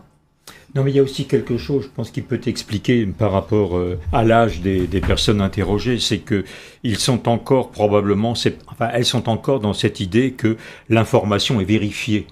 Donc quelque part, l'idée de vérité n'est pas très très loin. Le BVP, voilà. Et bon, évidemment, ils n'ont pas conscience que maintenant beaucoup d'informations et beaucoup de chaînes d'informations sont des chaînes d'opinion en réalité. Hein. Bon, voilà. Cher Didier, toi qui as été patron de grands médias. Le problème, c'est la confusion, ce que disait Michel un peu, entre les opinions et les faits. Et quand on présente des opinions comme des faits, on introduit un biais qui discrédite tout le reste. Ça, c'est le premier problème. Le deuxième problème, c'est l'absence de qualité des débats, qui sont extrêmement médiocres, parce que même dans les émissions de débat, c'est des faux débats. Tu regardes LCI sur l'Ukraine, ils sont tous d'accord. Enfin, quoique là, ce soir, on est tous d'accord globalement. C'est juste n'importe quoi. Oui, non, mais faut dire aussi. Alors, ça c'est très important. Ah, oui. Tu dis, on est d'accord avec des approches différentes et des nuances et des chemins différents. Parce qu'on peut la recherche, finalement, tout ce qui est assez scientifique ou en tout cas rigoureux dans une démarche, c'est partir de points différents et de trouver un consensus. On n'est pas d'accord sur tout. On a fait part de nos nuances. On a fait part de nos différences, mais globalement, on a dégagé un consensus. Et ce consensus qu'on dégage, on le dégage a posteriori, parce qu'on a confronté nos points de vue, on s'est frotté les uns aux autres, et on a abouti à un résultat. Le problème des chaînes dites d'infos, qui ne sont pas des chaînes d'infos, qui sont des chaînes d'opinion, c'est qu'il y a un prisme de départ où on croit des choses, et où après tout le monde vient se raccrocher pour dire quelle est la doxa, et ça ne va pas. Parce que c'est bien la différence entre une opinion et un fait. Moi, j'ai dit tout à l'heure que j'étais prêt à remettre sans arrêt. On accepte de se tromper. C'est pas grave de se tromper. C'est ce qui fait notre richesse d'esprit. On se trompe. On émet des hypothèses. Normalement, c'est l'esprit français qui est comme ça. Mais les gens qui se trompent jamais, ça donne Macron, ça donne Trump. Oui, mais je pense que catastrophe. Voilà. Catastrophe. Je pense que tu es gentil en parlant de débat. Il y a évidemment plus de débat sur les chaînes mainstream et depuis longtemps. Oui, mais... et on parlait du petit nombre de mots de vocabulaire. Hein. Je crois que beaucoup de soi-disant consultants n'ont rien à envier à Donald Trump dont on parlait tout à l'heure. Donc on ne débat plus. Bon, je pense que ce qu'on essaie de faire ici, c'est d'être dans l'analyse, dans l'explication, avec nos sensibilités différentes. Voilà. On part de points de vue effectivement différents, mais on peut se rejoindre. C'est pas un crime de se rejoindre non plus sur des faits. Moi, j'irais même plutôt sur des notions de propagande aussi qui est fait. Et puis, il y a aussi un autre problème sur ces médias qui pourtant seraient subventionnés, qui pourraient envoyer des gens sur place, parce qu'en réalité aussi, notre problème, c'est qu'on a peu d'informations. Donc avec ce peu d'informations, on essaye de comprendre les tenants et les aboutissants. Qui sait? Alors, on parlait de Trump, que pense-t-il, que va-t-il faire, le sait-il, ses conseillers et tout, mais c'est pareil sur le terrain. Ce qui serait quand même fondamental demain sur un véritable journalisme, c'est-à-dire financé à ça, c'est d'avoir des gens sur le terrain qui rapportent les informations de ce qu'ils ont vu. Et là, pour l'instant, on n'y est pas du tout. Laurent, c'est que pendant 3 ans, dans cette guerre à Gaza, il n'y a pas eu un journaliste qui a été autorisé Bah oui. à entrer sur le terrain. Il y en a 40 qui ont été tués ou 50 qui ont été tués. 250. 250 Palestiniens. On dit. Alors les gens, qu'est-ce qu'ils disent les Israéliens qui ont tout le porte-parole qui est invité permanent, Rafovitz, sur toutes les chaînes françaises. Il dit mais c'est pas des journalistes. Ah oui, mais alors c'est qui les journalistes? Et quand on est palestinien ou arabe, on n'est pas journaliste. Quand on est français, on n'est pas journaliste. Quand on est israélien, on est journaliste. C'est-à-dire que, en fait, ils maîtrisent complètement le récit, ils maîtrisent la propagande, et à la limite, on peut le dire en cas de guerre, on peut dire c'est de bonne guerre, c'est le cas de le dire. Le problème, c'est que dans les télés françaises, on reprenne ça pour argent comptant, sans contradictoire, sans personne sur le terrain, en disant voilà ce qui se passe. Non, il faudrait dire c'est ce que dit l'armée israélienne, c'est ce que dit Tsahal. L'ONU dit autre chose. Regarde ce qui s'est passé avec Albanese, sur la base d'une fake news de Caroline Yadan, qui a dit des piques-pendre, etc. Il y a une plainte qui a été déposée. On l'a appris aujourd'hui qu'elle a été classée sans suite. C'est quand même extrêmement grave. Regarde, cher Didier, on a parlé de Rafovitz. Il est porte-parole de Tsahal pour les francophones. Mais lorsque Rafovitz, qui a une femme qui est patronne d'une maison d'édition, Studio Fact Édition, qu'elle possède avec Bernard Arnault, qui a écrit d'ailleurs un livre sur l'affaire Brigitte, en voulant débunker l'affaire Brigitte, je veux dire, on voit la collision entre un porte-parole représentant d'un État et un milliardaire français, une maison d'édition française, et peut-être même des médias, parce que des médias donnent la parole constamment à M. Rafovitz et montrent les livres édités par cette maison d'édition. C'est pour ça que moi j'ai un combat depuis le début, ça ne me dérange pas qu'il y ait des milliardaires dans les médias. Ce qui me dérange, c'est comment ils ont fait leur fric et quel est leur domaine d'activité. Grâce à l'État. Voilà, non mais s'ils sont dans la téléphonie, dans les médicaments, dans l'audiovisuel, ou qu'ils ont ou alors on leur achète quasiment Louis Vuitton, par exemple. Voilà. Alors ça, c'est très intéressant, parce qu'on va déborder pour pas qu'on nous dise vas-y. c'est contre Israël. Non, mais c'est très intéressant. C'est contre Israël, etc. Pendant le Covid, au début du Covid, rappelez-vous, on était des clochards, on n'avait pas de masque, on n'avait pas de blouse, on n'avait pas de gants, ni de gel hydroalcoolique. Et on apprend qu'il y a un avion qui est affrété par M. Arnault avec le Quai d'Orsay, où on envoie 17 tonnes de matériel. Tout notre matériel médical, on l'envoie où? En Chine. Pourquoi? Parce que la Chine est le terrain où M. Arnault se développe, c'est sa zone de croissance. Est-ce que on a eu... Moi, j'ai dit ça au début, ça m'a un peu choqué. Je dis, mais pourquoi on envoie tous? Alors les gens, je ne sais plus, c'était les ministres c'était Véran ou son prédécesseur qui m'avait répondu. Voilà, Buzyn qui avait répondu, c'était sur X. Ah oui, mais il faut aller au plus près, il faut éradiquer le mal à la source. Et donc, on va aider nos amis chinois. Mais c'est prendre les gens pour des idiots. Et donc, effectivement, le problème, c'est ça. C'est comme des gens qui maîtrisent à la fois le contenant et le contenu. Donc, c'est hyper important en matière de réseaux sociaux, savoir qui pilote quoi. Parce que si tu as le contenant, tu as les mots de vocabulaire, tu as les algorithmes, et tu maîtrises ton récit. Et on est dans le constant mélange des genres, c'est-à-dire que la communication, on nous fait prendre de la communication pour du journalisme. Et je rajoute que M. Arnault, puisqu'on parle de lui, exerce une pression terrible, sans avoir besoin de trop s'énerver, parce qu'il est le premier acheteur d'espace publicitaire. Puis il a le Parisien pour la aussi, presse, etc. Il a mis 130 millions à nouveau dans le Parisien. Le Parisien, c'est le journal le plus subventionné de France, 12 millions d'euros par an. Et il a remis 140 millions. Et il a viré la moitié du personnel. Et après, tu as le journal Le Monde. Pigas et compagnie. Mais cher Hubert, tiens, à l'époque aussi déjà, des milliardaires comme ça cherchaient à être voraces auprès de médias. Ça démarrait, ça commençait. C'est le début. Parce qu'à l'époque, quand même, les médias officiels, les télés d'État, les radios officielles avaient quand même déjà non seulement un budget, mais ils avaient aussi des gens de valeur. Ils avaient quand même des professionnels. Alors que maintenant, les professionnels... J'invite tout le monde ils avaient des professionnels. à regarder sur YouTube, sur les sites de l'INA, les JT des années 80. Bien sûr. 70 et 80, à voir à quel point c'était éditorialisé. Il y avait quand même mais les gens prenaient parti, mettaient toute leur force dans la bataille, et il y avait de l'international dans les Bien sûr, puis il y avait quand même pas des les chiens journalistes écrasés, qui beaucoup avaient fait Sciences Po, comme moi et comme toi, Michel, ou qui avaient fait Normal Supérieur, etc. Maintenant, c'est... Pas le vrai Sciences Po, hein, pas le Sciences Po des clochards. Non, le voilà. vrai, il y a 40 ans. Voilà, pas celui-là, là, des coins et compagnie. Hein. Et maintenant, voilà. les journalistes, on a l'impression qu'ils ont tous fait, ils sortent de la Starac, ils sortent du système People, donc le niveau de culture et d'approche des phénomènes, de réflexion a baissé. Ouais. Ça ne nous ressemble pas. Hein. Mais le niveau a quand même baissé, c'est déplorable pour l'information de l'ensemble des citoyens en France. Je pense que c'est voulu. Hein. Voilà. Pourquoi c'est voulu? Hélas, oui. Ah bah c'est voulu pour que plus les gens auront moins d'éducation, de capacité à même avoir les mots pour exprimer les choses, plus ils sont dociles. C'est voulu pour que quand je prends le micro, que je vais à Paris, à Bastille, demander aux gens c'est quoi votre créneau, votre canal, avec un connard me dise moi c'est Antenne 2, hein, je suis fanat d'Antenne 2. Ah, putain vraiment. Je sais pas comment je fais pour faire ces micro-trottoirs. Tu as du mérite. De l'amour pour les gens.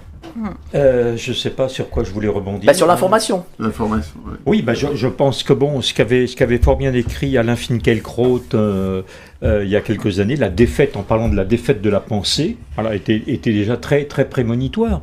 C'est vrai que de fil d'année en année, on a reculé, on le voit bien à l'éducation nationale dont on parlait tout à l'heure. C'est vrai que je crois que la première urgence, c'est de remettre du vocabulaire pour reformer une langue française qui devient une langue morte pour beaucoup de nos élèves. Donc il faut réapprendre le français comme on apprend une langue vivante classique. Vous savez aussi pourquoi j'ai beaucoup de boomers qui me répondent à mes questions, parce que les moins de 30 ans ne sont pas capables de me répondre. Non mais c'est vrai, hein, lorsque j'ai posé la question sur l'Iran à des moins de 30 ans, j'ai pas de réponse. Je n'ai pas de réponse. Et je dois poser 20 questions pour avoir 1 minute. Donc je pense que ce qui est dramatique, moi je l'ai vécu avec les médias mainstream, c'est que quelque part, vous êtes interdit de réflexion. C'est-à-dire que dès que vous apparaissez comme un homme qui va pouvoir s'inscrire dans un processus qui n'est pas binaire, dans un processus qui n'obéit pas à la pensée unique, vous êtes écarté. C'est pour ça que j'ai arrêté d'y aller, moi, sur les chaînes. Je peux vous raconter parce que tu fais un sujet vers complément, c'est déjà trop long, quoi. On te dit, je peux vous raconter une petite anecdote personnelle, qui va un peu gêner ma modestie naturelle, voilà. Mais bon. Tu sais, on peut être modeste pour toi, parce que la modestie, c'est embêtant, on peut pas s'en prévaloir. C'est la Rochefoucauld qui disait ça. Donc deux chaînes différentes, avec laquelle à un moment donné j'avais envie de collaborer un peu plus. Voilà. Et on m'a répondu, deux concerts, mais les deux chaînes différentes, non, vous êtes trop intelligent. Ah merde. J'invente pas. J'avais envie de dire, mais c'était sur Énergie 12 ou quoi? Je suis pas. Alors j'ai pensé qu'évidemment j'étais pas plus intelligent que d'autres, mais que les autres. Vous a casté chez Hanouna? Que les autres étaient vraiment plus bêtes. Les autres étaient vraiment plus bêtes. Il y a la censure. Ouais. Puisque là, censure antisémitisme, censure par rapport au climat. On n'a pas le droit. C'est dans la charte de Radio France, par exemple, interdit de parler, interdit même de faire du débat. C'est marqué sur la charte. Parler de l'Europe. Alors, bah oui. Alors là, c'est le truc absolu. Si tu dis Frexit, tu es traité de complotiste, etc. Moi, j'ai essayé chaque fois de manière constante. Par exemple, sur CNews, de mettre toujours le Frexit à l'ordre du jour. Ils ont dit on te dit non mais ça c'est un autre, on te dit ça c'est un autre sujet, c'est pas le sujet. J'ai dit mais si c'est le sujet. Alors vite. Non pas vite. Parce que moi je peux pas répondre par oui non. J'ai pas une pensée très complexe, mais si vous me laissez 25 secondes, je vous jure, je fais 4 phrases avec un sujet, un verbe, un complément. Mais non, ça marche pas parce que oui, non, il est terroriste, il n'est pas terroriste. Vous êtes antisémite ou c'est pas anti? Oui, non. Ben voilà. Et à la fin. Condamnez-vous le Hamas. À la fin, le Hamas. À la fin, tu ramasses tes affaires et tu t'en vas.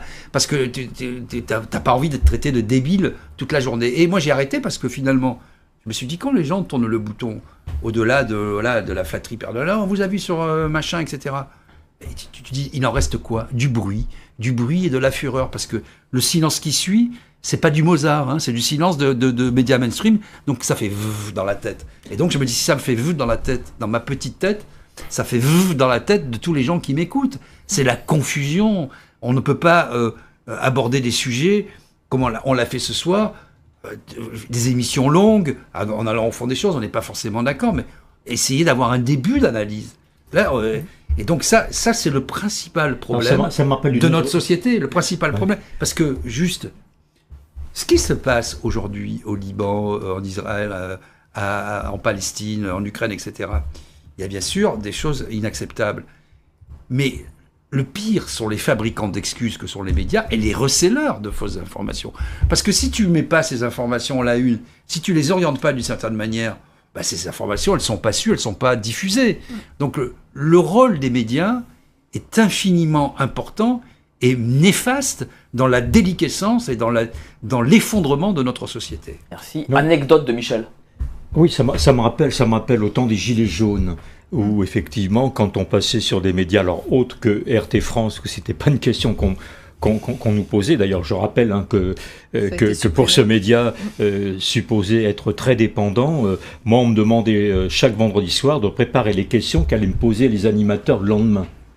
Donc comme gage de liberté d'expression, on ne pouvait pas trouver mieux. Enfin bref, je reviens sur des Gilets jaunes. À chaque intervention sur un mouvement qui avait dégénéré avec des mouvements de Black Bloc, etc., invariablement venait la première question. Ah, alors bien sûr, monsieur Fils, vous condamnez ces violences. Et je répondais invariablement, je suis sociologue, je n'ai pas à condamner quoi que ce soit, mais à expliquer. Et je pense encore une fois par rapport à ce que tu disais tout à l'heure, je pense que là où est la différence, c'est qu'on cherche d'expliquer en argumentant, et pas en exprimant ce qui nous passe par la tête au moment où ça nous passe par la tête. N'en déplaise à monsieur Macron, nous sommes peut-être des Gaulois réfractaires, ça c'est sûr, ce qu'il n'est pas lui, parce qu'il nous hait, et il hait le drapeau français, il hait tout ce qu'on représente, mais nous ne sommes pas des procureurs, c'est pas notre métier, et nous ne le serons jamais. Voilà. Conclusion de notre ami Hubert. Ben écoutez, je pense que on n'est pas sorti d'affaire dans cette histoire de guerre. C'est un répit. Moi, je pense que c'est un petit répit qui indique que les États-Unis sont en grande difficulté militaire, hein, c'est clair. Et également politique au niveau intérieur. Parce que je pense que Trump n'est pas sorti de l'histoire. Et que ce soit le peuple israélien ou le peuple iranien, ils sont tous les deux pris en otage par une recomposition sur l'échiquier mondial qui nous montre clairement que les puissances montantes, c'est le BRICS. Et que les États-Unis sont en train de perdre, de reculer de plus en plus. C'est clair, c'est manifeste. C'est la conséquence rapide de cette guerre. Merci à vous quatre pour cette très belle émission. 5000 personnes en direct, c'est pas mal. Ton actu, cher Didier? Mais moi, je continue mes bouquins dont je parlais la dernière fois. C'est quoi le prochain?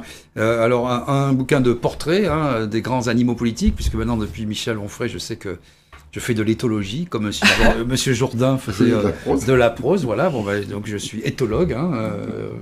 Appelez-moi docteur, si vous voulez. C'est sur quelle personnalité? Séguin non, mais c'est des personnalités, en fait. Je m'étais un peu amusé à faire des portraits un peu au vitriol et puis qui ont bien marché sur X, voilà. Et non, en fait, c'est des portraits, je les fais. Immédiatement, ils font le buzz, ils font beaucoup de vues, mais immédiatement, la personne qui est croquée me bloque. Donc, voilà, j'ai eu le sourire de Maud Bréjon, ça m'a bloqué. Bon, la belle Maud Bréjon. Et puis je continue mon recueil de poésie, là, voilà. Donc, j'espère sortir ça à la rentrée, tranquillement, quoi. Voilà. On va te recevoir encore avec grand plaisir ici pour en parler. Je ne savais pas que tu étais un poète. Hein. Je savais que tu étais un chanteur. Ah bah oui. Puis alors oui, actualité aussi.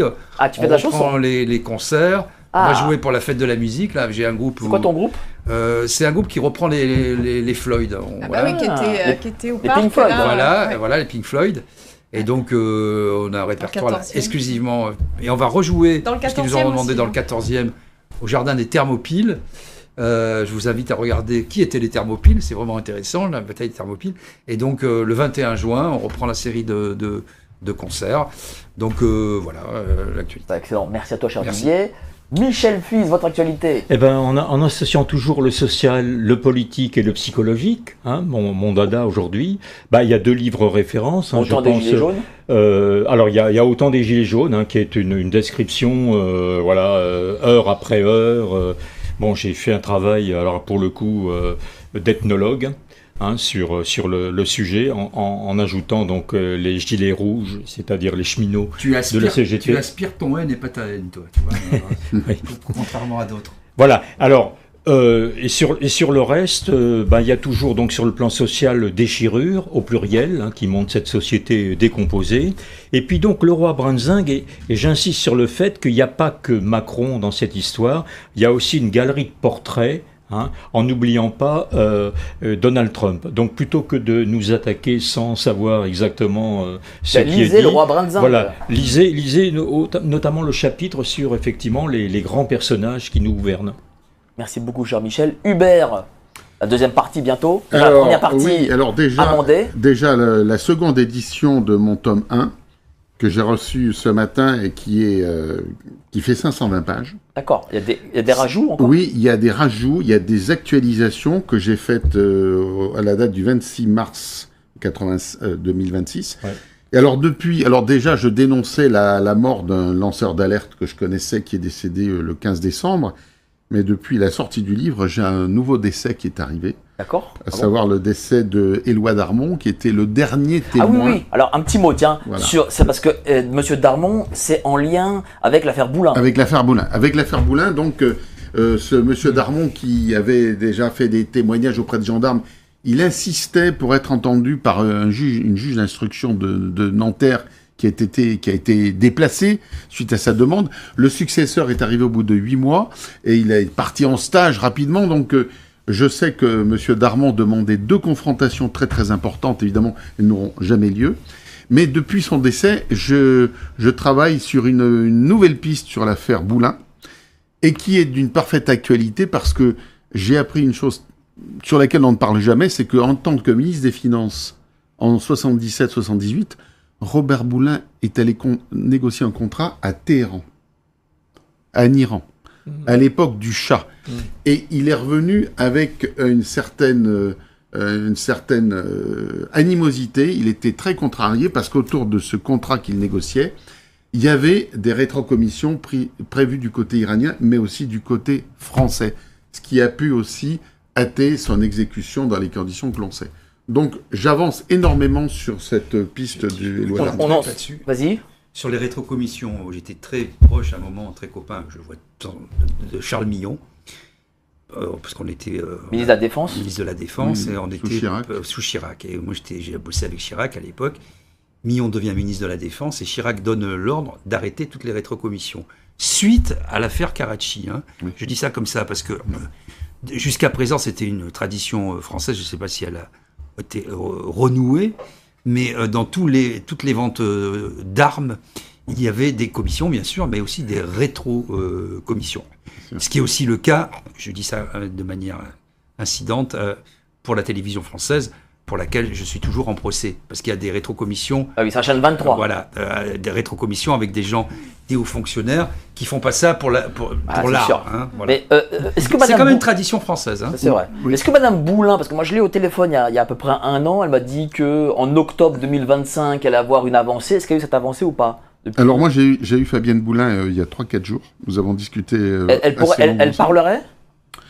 Je pense qu'elle parlerait, oui, il faudrait vraiment que tu la contactes, parce que par exemple, ce monsieur Éloi Darmon, elle m'a dit, je me suis refusé à le voir parce que je veux pas donner le sentiment que j'influence des témoins de l'affaire dans mon sens, mais elle pourrait te expliquer l'état d'avancement, puis surtout l'inertie énorme de la justice française. Quand on leur apporte des éléments, des témoins, ça tarde pendant des mois, les témoins disparaissent. N'hésite pas à lui dire, moi je vous invite, vous deux, oui. Spécial affaire Boulin, oui. Ça fait longtemps que j'ai eu un de ses collaborateurs, tout ça, mais oui, je sais pas, moi je la prends en plateau quand elle veut. Ouais. Alors, dernière chose, ce samedi à La Baule, je fais une conférence débat à 17h au Golden Tulip Hotel, il y a déjà 90 inscrits, où je vais parler de mon livre, évidemment, et puis je vais donner les derniers développements, notamment la mort de ce monsieur Éloi. Où est-ce qu'on peut trouver toutes ces dates, tout ça, là, de tes dédicaces sur mon site hubertmarty.fr, et puis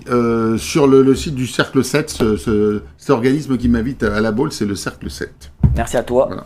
Et enfin, Laurence, toujours chez Nexus. Je suis toujours chez Nexus, je fais toujours des chroniques donc, qui partent de mes billets d'humeur, hein, qui rappellent que nous ne sommes pas gouvernés, que nous sommes dans une non-politique française, hein, et ce, je l'ai fait depuis l'élection d'Emmanuel Macron en 2017, ça commence à dater.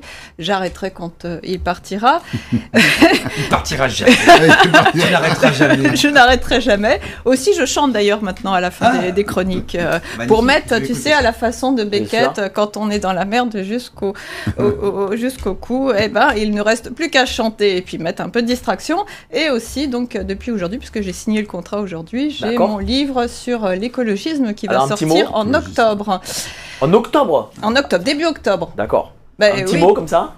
Non, mais je veux dire, c'est loin, quoi. Oui et non, parce que c'est, tu sais, au niveau des dates importantes de sortie de livre, au niveau de l'édition, la rentrée, c'est très important. Hein, donc un petit mot sur l'écologisme?